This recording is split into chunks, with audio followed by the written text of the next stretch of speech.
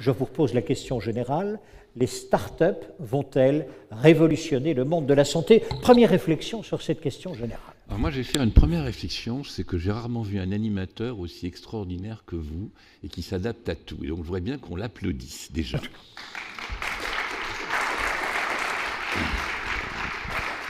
Alors ça, c'était pas prévu. Les stars, c'est vous. Les stars, c'est vous. Oui.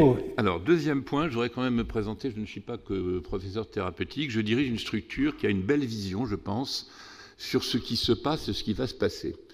Je dirige un incubateur qui avait été créé par M. Desnaux, parce que tout le monde a l'air d'oublier tout ce qu'a fait M. Desnaux. Donc, je suis son élève, j'ai été nommé par lui. Cet incubateur, il accueille en permanence 25 entreprises start-up pendant 2 ans et demi. C'est les premiers pas. Ça fait 1100 mètres carrés et ça fera dans 2 ans 1500 mètres carrés utiles. Je dirige aussi une structure qu'on a créée, qui est la pépinière d'entreprise, que j'ai créée, qui a fait 6000 mètres carrés, dont 5000 mètres carrés utiles. Nous avons aussi 25 entreprises. Ça fait une vision de 50 start-up. Si on regarde sur les 20 ans qui représentent le chemin qu'on a fait, excusez-moi cette introduction, monsieur, on a coûté à l'État de l'ordre de 30 millions d'euros, dont la paix a apporté très largement 10 millions plus moi, puisqu'ils ont donné un terrain. Ça représente en 20 ans, 80% de sociétés qui sont encore en vie. Ça représente aussi une valorisation d'un minimum de 2,5 milliards et 2500 emplois vrais créés. C'est pour ça que l'on est à peu près reconnu, sachant que vous ne nous voyez nulle part, très peu, parce qu'on pense que pour vivre heureux, il vaut mieux vivre caché. Alors moi, dans votre introduction, je vais poser une question à la salle. Qu'est-ce qui s'est passé le 29 juin 2007 ? Il y a une seule personne qui a la réponse dans la salle, mais elle sait qui c'est. Mais qu'est-ce qui s'est passé le 29 juin 2007 et qui vous touche tous? Est-ce qu'il y en a un qui a la réponse? Le 22 juin 29 juin 2007. Vous avez le droit de dire des bêtises.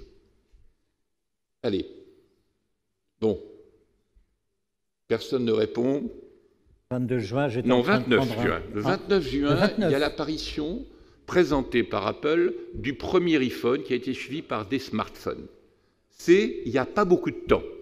Et ça, vous en avez tous un dans votre poche. Et ça a révolutionné votre vie. Et ça l'a révolutionné en 12 ans, parce que si je vous enlève votre smartphone dans 3 minutes, on va voir comment vous êtes dans 1 heure. Donc ça, c'est ce que j'appelle une vraie révolution. On a toujours tendance à parler de révolution, on a toujours tendance à dire « Ah, j'ai tel médicament, c'est formidable, ça va changer la face du monde, la vie du... » Non. La vraie révolution, c'est l'arrivée d'un smartphone. Et donc la vraie révolution qui arrive, c'est la santé numérique, ou c'est les algorithmes mathématiques. Et ça va changer votre vie. Ça a commencé il y a 2-3 ans, 3-4 ans. Vous l'avez senti. Et ça va s'accélérer de façon exponentielle. Exponentielle, et vous devez suivre. Alors tout le monde a été très content de présenter des dossiers. Et Jean-François, mon patron, m'a dit « Il faut que tu les remues ». Alors tout le monde est très content. Tout le monde se gargarise, excusez-moi le terme de gargariser, dit « Ah, bon, c'est formidable », mais vous n'êtes pas dans une population franco-française. Vous n'êtes pas dans une discussion franco-française. Vous êtes dans un train mondial qui va, pour l'instant, plus vite que nous. Hein ? Allez voir à Singapour, allez voir à Cambridge, allez voir au MIT, et vous verrez à quelle vitesse ils vont. Et pour l'instant, nous, on est déjà en retard, et on accumule notre retard. Donc, au lieu de dire on est formidable, on met les moyens. Non, on ne met pas assez de moyens, et ces moyens doivent être multipliés si on veut être dans la compétition mondiale. Ça, c'est un discours qui est difficile à entendre, mais il faut l'entendre. Et vous avez tous raison de faire des applications, mais avant d'en faire, il faut voir s'il n'y en a pas ailleurs qui existent, aussi bien adaptables et qui peuvent aller plus vite. Et si vous cherchez, comme souvent on le fait, eh bien vous les trouvez. Parce qu'il ne faut pas prendre les Américains pour des idiots, les Russes pour des idiots, les Japonais pour des idiots, ou les Chinois même pour les idiots. Excusez-moi du même. Le deuxième point que je voulais signaler, c'est que les gens, de faire de l'algorithme mathématique, c'est déjà très compliqué. Et d'analyser les résultats, eh bien, il y a très peu de gens qui le font. Il y a très peu de gens qui arrivent à le faire et à analyser vraiment. Et ces gens valent très cher. Et si les salaires ne suivent pas sur notre territoire pour ces gens-là et pour tous les spécialistes, ils vont tous partir. Parce qu'on leur propose le quadruple, le quintuple dans tous les autres pays, dont des pays européens. Donc ça, il faut se méfier de ça et il faut les avoir. On va prendre un exemple très concret. Ce n'est pas que l'argent. mais c'est aussi les difficultés, la lenteur de l'État. Vous avez parlé tout à l'heure du Hub Data Health. L'homme qui a créé le Hub Data Health, il s'appelle Jean-Marc Aubert, c'est le directeur de l'adresse, c'est un polytechnicien exceptionnel. Monsieur Jean-Marc Aubert, il part le 20 décembre dans le privé, parce qu'il ne le dit pas, c'est un homme très poli, mais il en a, ça claque. Et quand vous avez un homme comme ça qui a tout créé dans le Hub Data Health, qui a mis une polytechnicienne remarquable à sa direction, eh bien, on doit être inquiet. On doit être extraordinairement inquiet. Alors, deuxième point que je voulais... Alors, vous allez vous dire, celui-là, il commence à nous pomper l'air. Le deuxième point, c'est qu'on ne se rend pas compte qu'on a des outils en France, et je n'ai aucun lien d'intérêt dans ce que je vais vous dire, avec de grands Français. On a un Dassault Systèmes qui est un énorme, personne ne le réalise, qui a racheté pour 5 milliards d'euros une société aux États-Unis dans les bases de données, mais on continue, État français, à faire des accords avec Google, avec... On a le droit. Simplement, si on veut s'en sortir, il faut peut-être faire travailler les gens qui sont chez nous à notre porte. Hein, siège social, région parisienne. Petite remarque, sans aucun lien d'intérêt. Et enfin, le troisième point, c'est qu'on est dans un monde public-privé, que le privé va très très vite, à un point que vous n'imaginez pas, dans les hôpitaux, la clinique Hartmann, l'arrière-structuration de l'hôpital américain, allez voir à l'hôpital Saint-Joseph les outils qu'ils utilisent, et le public, dont je fais partie, puisque je suis fonctionnaire de l'État, à ma grande angoisse, se donne beaucoup de mal, mais parce que vous connaissez tous les rouages de l'État, va lentement, très lentement, parce que vous avez raison, il faut s'occuper du social, mais il faut pousser, parce que si on ne pousse pas, le train il sera passé. Voilà mon introduction, monsieur.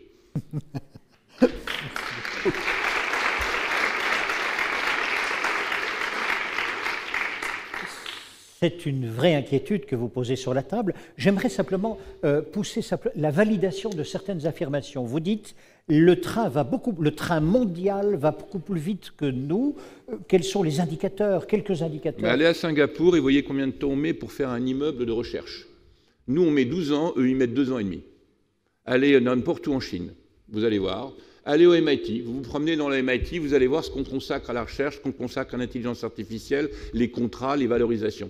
Allez n'importe où en Europe, excusez-moi, et vous allez voir comment ça se passe. Essayez de faire un essai clinique en France, et c'est mon pays, et je suis là pour le faire travailler. Vous allez voir les difficultés. Allez en Roumanie, en Hongrie, avec des gens de très bon niveau. Allez dans les cliniques privées à Moscou, et vous allez voir comment c'est. Ça va 10 fois plus vite, malheureusement, pour nous. Et d'ailleurs, les laboratoires, qui sont des gens très pragmatiques, ils disent à l'État, tout va bien, on aime la France, on va rester en France. Mais les essais, ils les font où? Quand vous voyez peu à peu les dossiers qui arrivent, ils ne les font plus en France. C'est trop compliqué, c'est trop long, il y a trop de commissions, il y a trop de réglementations. Il faut, bien entendu, contrôler, mais il faut alléger. Et l'État, enfin notre État qui est un État napoléonien, il faut voir les choses froidement, il sait accumuler, mais alors dégager les choses, ça, il ne sait pas. Oh, je me fais l'avocat du diable. Oui, bien entendu. À chaque fois, on répète, et je pense avec justesse, on dit à chaque fois, attention, la sécurité du patient avant tout, on ne peut pas tout faire très vite. Aller vite serait vraiment mettre en danger ce patient. Que répondez-vous? Comment faire? Comment faire entre d'un coup un train qui va très vite, et je l'entends bien, sur l'innovation, et d'un autre côté, ce qui a fait jusqu'à présent, en tous les cas, de la part du corps médical et de tous ceux qui y sont associés, une certaine sécurité du patient. Je me fais l'avocat du diable encore une fois. Vous avez raison. Est-ce que les deux peuvent être compatibles? Dites-nous le chemin. De toute façon, il n'y a pas le choix. Le patient doit être protégé, ses données doivent être protégées, c'est parfaitement éthique. Les deux sont conciliables. Les deux sont parfaitement conciliables si on fait du raisonnable et si on n'accumule pas les commissions, les documents, au fond, partout on peut simplifier. Partout on peut faire beaucoup plus vite. Partout on peut éviter des réunions qui ne servent à rien, limiter le temps de réunion, faire que ça se passe par Internet. Enfin, il y a plein de choses qui devraient vraiment alléger. Je ne dis pas qu'il ne faut pas être éthique. Je dis simplement qu'il faut concilier les deux et aller vite. Parce que si on ne va pas vite, de toute façon, le train sera passé. Et le train, alors je vais vous dire, c'est extrêmement angoissant, parce qu'il est en train d'aller de plus en plus vite ailleurs. Parce qu'eux, ils ont bien compris.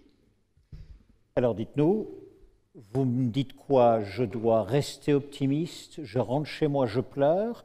On fait comment? Non, mais on fait comment maintenant?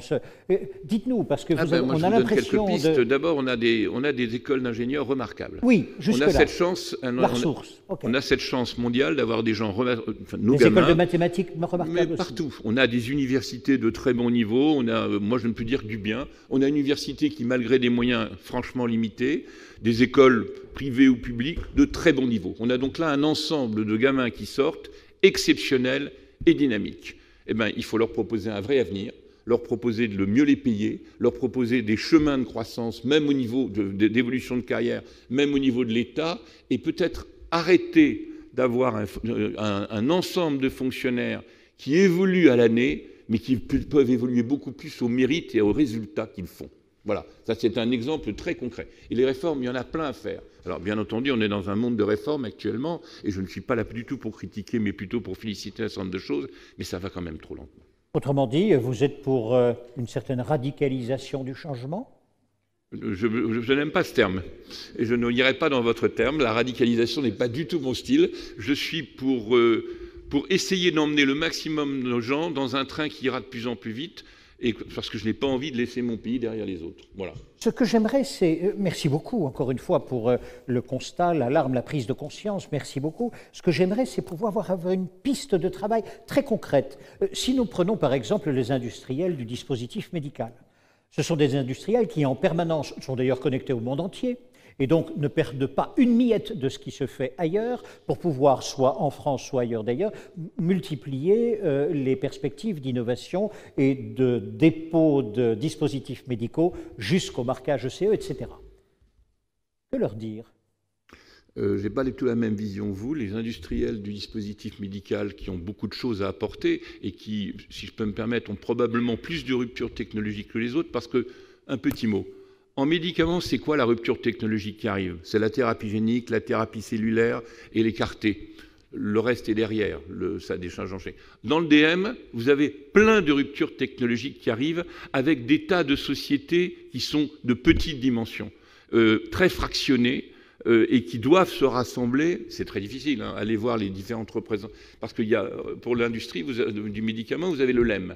Pour l'industrie du DM, vous avez plusieurs structures, n'est pas que le SNITEM. Et tout ça est effroyablement fractionné et devrait se rassembler. Alors là, vous avez de vraies révolutions thérapeutiques qui arrivent. Je vais vous donner un exemple. En microfluidie, on a les meilleures équipes au monde qui sont à l'école de chimie à Paris.